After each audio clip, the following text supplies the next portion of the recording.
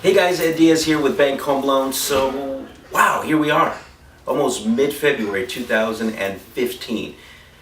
If you didn't know and you watched the movie Back to the Future, you'll know that 2015 is the year of the future. So here we are, supposedly, I guess the Cubs or something are supposed to win the World Series, and we're supposed to be driving flying cars. Well, we know that we're not driving flying cars, but so much has changed. As you know, the saying used to be change is inevitable. Well, now change is constant. And we're seeing that especially in our housing market. Let me just hit on some bullet points and some items that I really wanted just to talk about very briefly. Number one, let's talk about rates.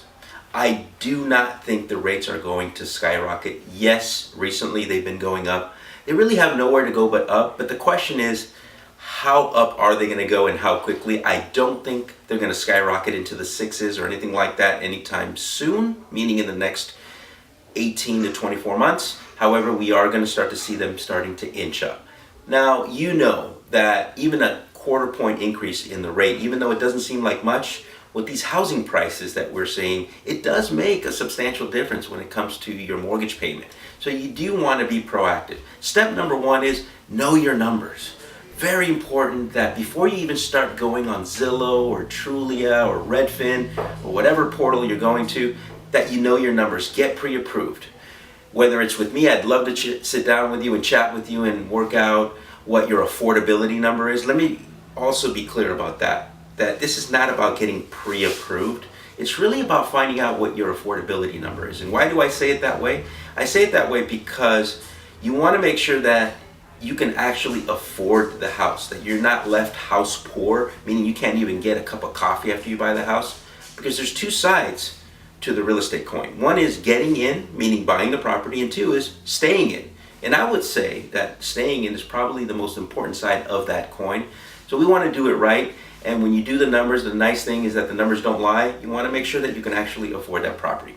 Okay, the next bullet item. Make sure that you're living below your means. Don't spend on things that you really don't need, especially 6 to 12 months prior to buying a house. Make sure that you're on track, that you're saving as much as possible, because again, one thing is buying the house, two is owning the house. Owning the house can be very expensive, as you know. Next bullet item and final bullet item. Here are some takeaways. Number one, you want to go and look at your credit immediately. You want to be checking that at least every 6 months. I personally go to creditscore.com. Two reasons. One, because it's secure, and two, because when I pull the credit report there, it does not lower my credit scores. The other thing that you want to do also is you want to check that credit report and make sure that everything is accurate. If it is not accurate, you want to contact each of the 3 credit reporting agencies to make sure that you have everything that's erroneous corrected quickly before you go in to get pre-approved. Because by then we have to do some cleanup, and it's going to obviously make the process a lot longer. The next part that I just want to say, and this is the final part, is that you want to make sure that you have a team surrounding you. What do I mean by that? You want to have a really great agent, and you want to have a really great mortgage person that are working as a team. It's the whole Batman and Robin. You want to make sure that they communicate together, that they like each other, and that they work really, really well with each other, because that's going to make all the difference in you being successful at putting in offers and getting your offer accepted, and also funding your loan, which is very, very important. These days, it's taking anywhere from, I would say, 21 to 30 days to consummate a purchase when it comes to the financing. Thanks again for your time. If you have any questions, please just reply to this email. Have a great day.